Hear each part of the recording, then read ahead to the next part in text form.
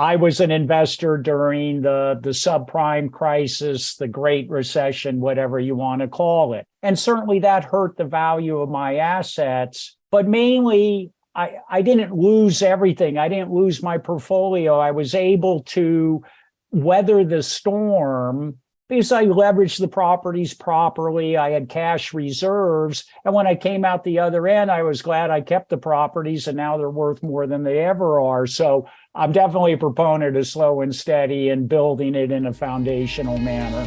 Are you about to start a podcast or producing a podcast and tired of doing the editing yourself? We have produced over 1,000 daily shows, and the production team I've created called Vox Valens Media is now available to produce shows for you as well. We can do as little or much as you need, from finding and communicating with guests, preparing introductions, to editing the audio and video. You will sound better, have a more professional presence, and be able to spend your time doing more valuable tasks in your business. Let me know if you're interested by emailing me directly at whitney@lifebridgecapital.com. This is your daily real estate syndication show. I'm your host, Sam Rust. Pleased to welcome Arn Cenedella today. Arn is a longtime friend of the podcast, a real estate broker and investor with nearly 50 years of experience in the real estate industry. He's founded Spark Investment Group in 2020, which is a vehicle that allowed him to transition his single-family portfolio into multifamily syndications.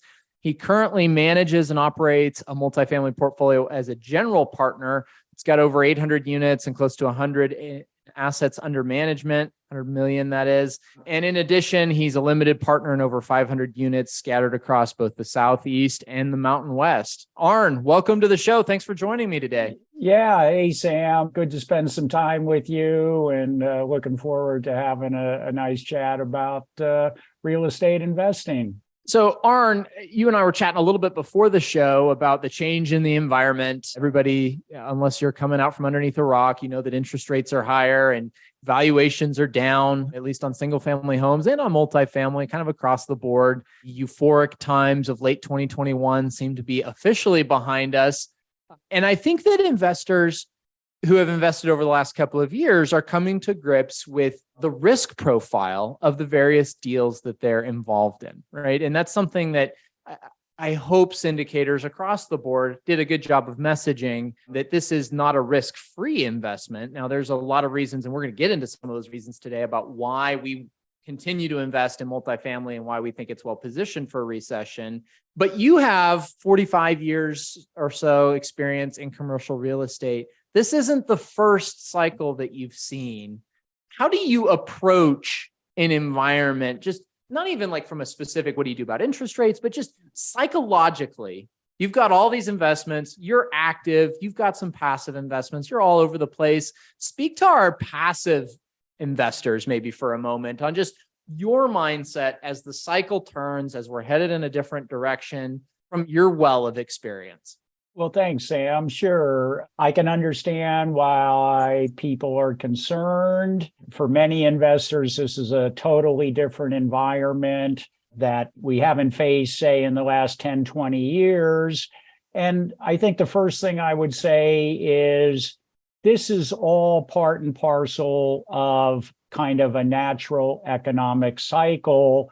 I can tell listeners, I bought my first house in 1980. I paid 11.75% for my mortgage, and I was happy I made that investment. 11.75 is about double what people are paying today. And so I think with real estate, you need to take a long-term perspective.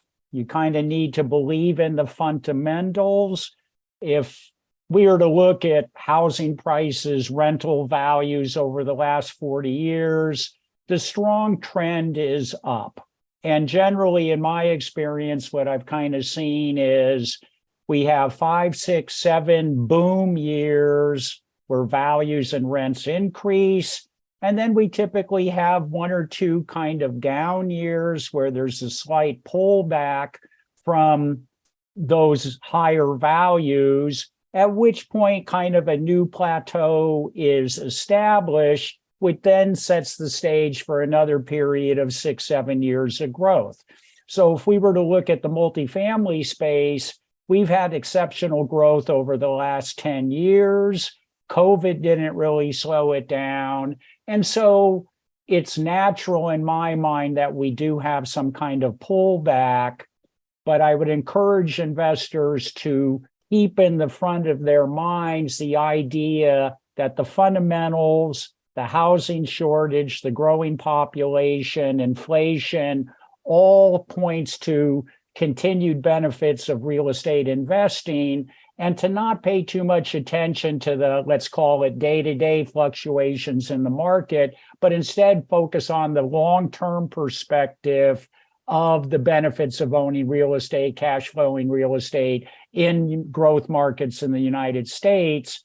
And I think if you do that, you can ride out these kind of temporary downturns that we're now right in the middle of. Yeah, I think something that I'd want to highlight out of what you just said, Arn, is the fact that it's a long-term investment play, right? In so many passive investors, this is kind of their first foray into something that's maybe considered an alternative investment, right? And most people are coming from the world of the 401k, which is highly volatile and highly liquid. And so there's this, it ingrains some maybe not helpful habits. I know for me, coming into commercial real estate out of that world, like you have to adjust your time horizon, you have to adjust your perspective.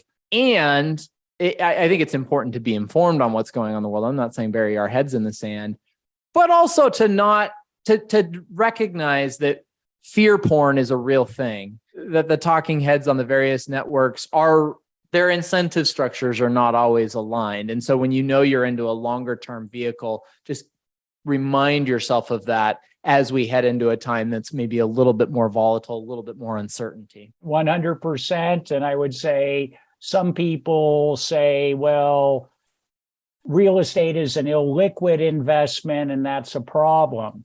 I would submit for consideration actually being less liquid, less volatile than the stock market actually has some advantages because it prevents emotional reactions.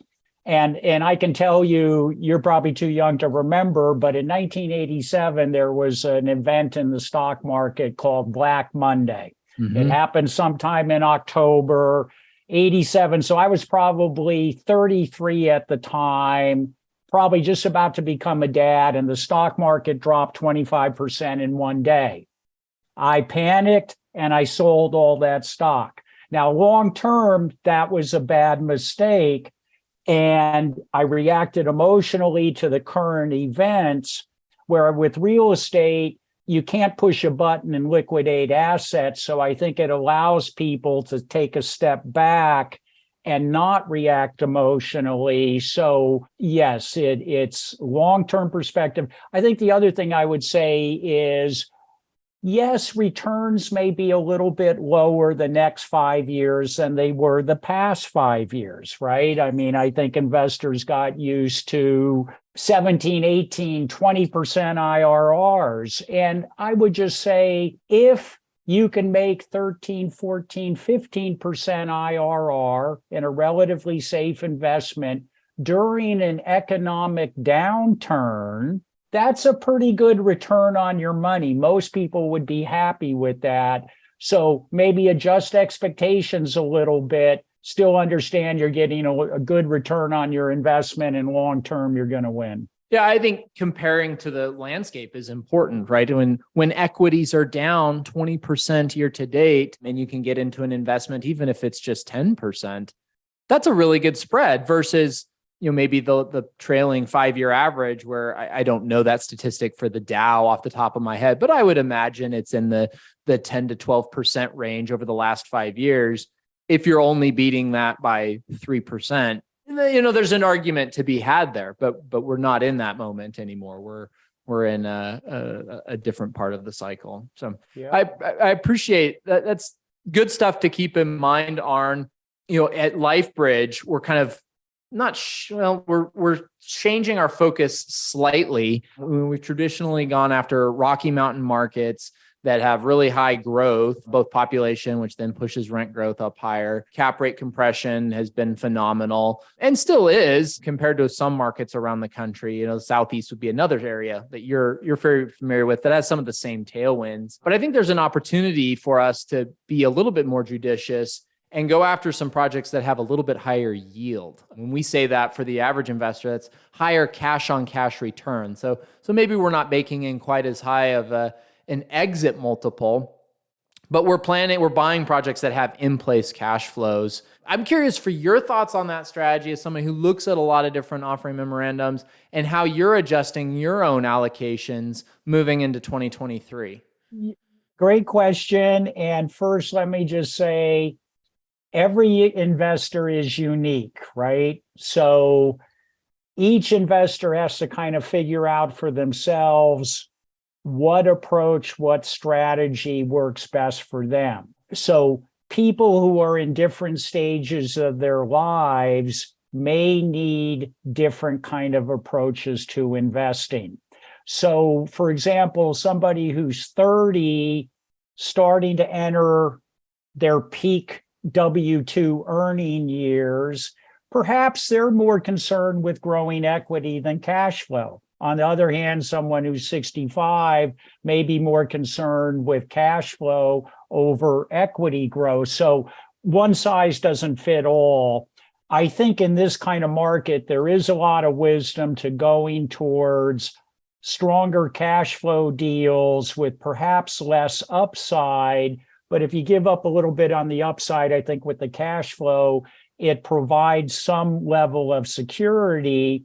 And typically what I've seen in down markets that have gone up more tend to drop down a little bit more, where more stable markets tend to drop less when things go bad. And albeit there's no free lunch, right? If it's going to jump up like a rocket during a boom, it's probably going to be a little less stable when times turn a little bit rough. And similarly, a steady as she goes type market offers protection on the downside. So one great thing about being a passive investor is you have this smorgasbord of potential investments that you can make, right? So you can really kind of tailor your portfolio and diversify it in a way that makes sense to you. So you can diversify by geography, you can diversify by class, you can do a few more speculative deals,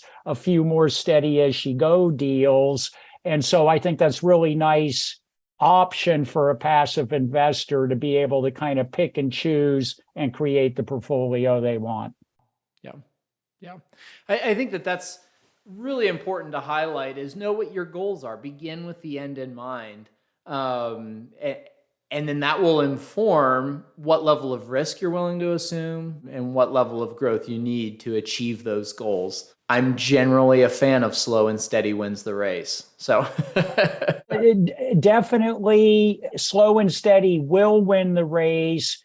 And, we kind of hear people talk about go big as soon as you can. And I understand that philosophy. On the other hand, I had asked people to consider there are benefits to kind of foundational steady growth and gaining experience in your investing career as you take on bigger and bigger deals. So I'm definitely more a slow and steady guy than shoot for the moon. The way I describe my investing philosophy is line drive base hits over 5, 10, 15, 20 years. You do that, you're going to win. I don't swing for the grand slam. I don't swing for the home run. I'm just happy getting those base hits, seeing my capital work, seeing it grow, produce some cash flow, and just over time building that financial security and ultimately freedom. When people get too far out in front of their skis, that's when problems happen. And I was an investor during the subprime crisis, the Great Recession, whatever you want to call it. And certainly that hurt the value of my assets. But mainly, I didn't lose everything. I didn't lose my portfolio. I was able to weather the storm because I leveraged the properties properly. I had cash reserves. And when I came out the other end, I was glad I kept the properties, and now they're worth more than they ever are. So I'm definitely a proponent of slow and steady and building it in a foundational manner. Yeah. And you mentioned this earlier, Arn, but a lot of projects over the last, let's say 4 years, posited mid-teen IRRs, and then went on to achieve like 40% IRRs. And that was awesome. I celebrate everybody who made that happen. That's not going to happen over the next 2 years. And so I appreciate that you were saying temper your expectations on top line going in, but I think a lot of investors who got in 2 or 3, 4 years ago have experienced some of those wins. Someday those days will return. That's just the nature of the industry. But for the foreseeable future, it's going to be much closer to what was in the offering memorandum than the pops that we all got over the last 18 months. Yes, and I have a good partner, Brian Walsh, that I team with here in Greenville, South Carolina. And when we look at an investment, when we're talking to our investors and talking about returns and making projections into the future, we can't really control what happens to the national world economy. We can't control what happens to the local economy. We certainly don't know what interest rates are going to be. So there are factors outside our control that will impact the investment. That being said, there are factors that we can control, and that's where we have to focus. And most of them are around the operation of the property, right? If we're prudent in acquiring an asset and we manage it and run it professionally and effectively, maximizing its potential, we've kind of met our fiduciary duty to our investors, right? We can't control what the Fed's going to do, but we can run those assets properly. So I think it's important for the limited partner investors to understand how important the team running the asset is, because that's something that can actually be controlled. Other factors are outside our control. And I think savvy investors understand that life happens, things happen, macroeconomics, and that's going to impact returns. And it's good to be reminded of that. And that's what's happening now. We're being reminded of the reality of life. Yeah, that is for sure. So I'm curious, Arn, you spend a lot of time, I'm sure, digging into different markets, and you've relocated, in the last decade, the Greenville, the South Carolina area. So you're familiar with the Southeast. That was very intentional on your part. What's an underrated market or two that you are keeping an eye on as things are shifting? I actually kind of think there's markets in the Midwest that may offer some opportunity that will give you both cash flow and some appreciation. Could be Oklahoma City, could be Tulsa, could be some markets in Tennessee or Kentucky. So I'm very much focused in the Carolinas. So I don't know that I'll personally do anything outside the Carolinas, but I do see some opportunity there. Specifically in the Carolinas, I would point to the Greensboro, Winston-Salem area, known as the Triad. People are more familiar with the Triangle, which is Raleigh-Durham. And of course, Charlotte's on everybody's list. So there's 3 big metros in North Carolina: Charlotte, Raleigh-Durham, and Greensboro, Winston-Salem. And by far, Winston-Salem and Greensboro have had the least heat to them. And so they're not quite as pricey. The returns are a little better, but the factors that drive the Charlotte and the Raleigh-Durham markets are also in play in Greensboro, Winston-Salem. So I like that as a market, and I've been spending some time there. In South Carolina, I really kind of like outside Charleston in Summerville, which is a little bit inland, and there's Boeing and Volvo and Mercedes-Benz. We're up here in the upstate of South Carolina. We have Michelin and BMW. So those are a couple markets that I hope to get more active in.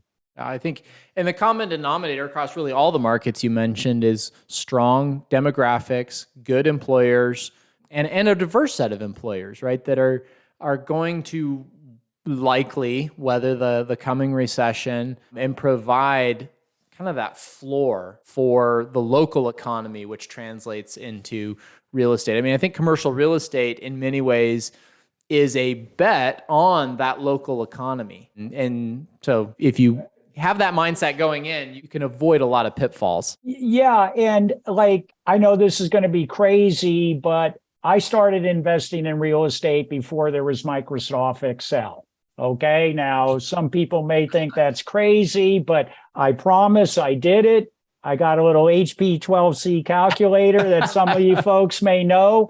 And what I talk about investing is, one, I'm kind of a qualitative investor, and I rely on my instinct and my gut developed over many decades. Certainly, you look at the data, but for me, it's kind of, does the deal make sense today? And do you have logical and rational reasons to have optimism about the future of that market? Which kind of circles back to what you said of finding these industries and diverse economies that will kind of set a floor that will provide the economic juice to improve that region and make that region a good place to invest. So I think that's exactly right. Figure out what areas you feel optimistic about the future of that area, and invest your money there. And I think you used the word bet. One of the great things about being an investor is you actually have to put your money where your mouth is, right? And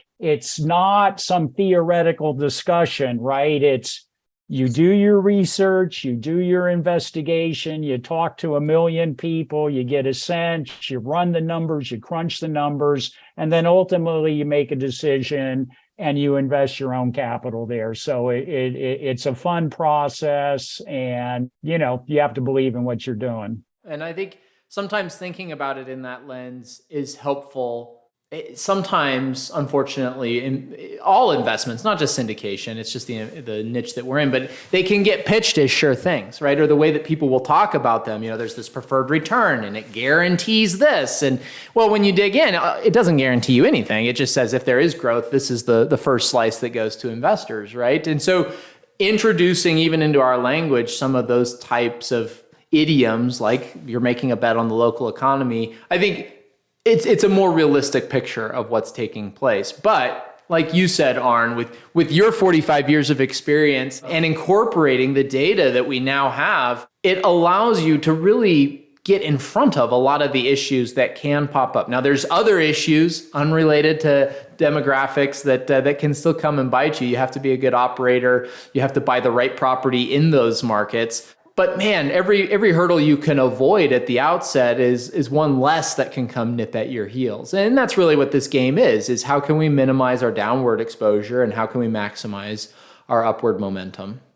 Correct. And the thing I often say to LP investors is, if you were to pick 10 stocks to buy, would all 10 be great deals? Would all 10 be very profitable? No, probably 2 or 3 would do well. 3 or 4 might do very poorly, and the rest might do kind of middle to nothing.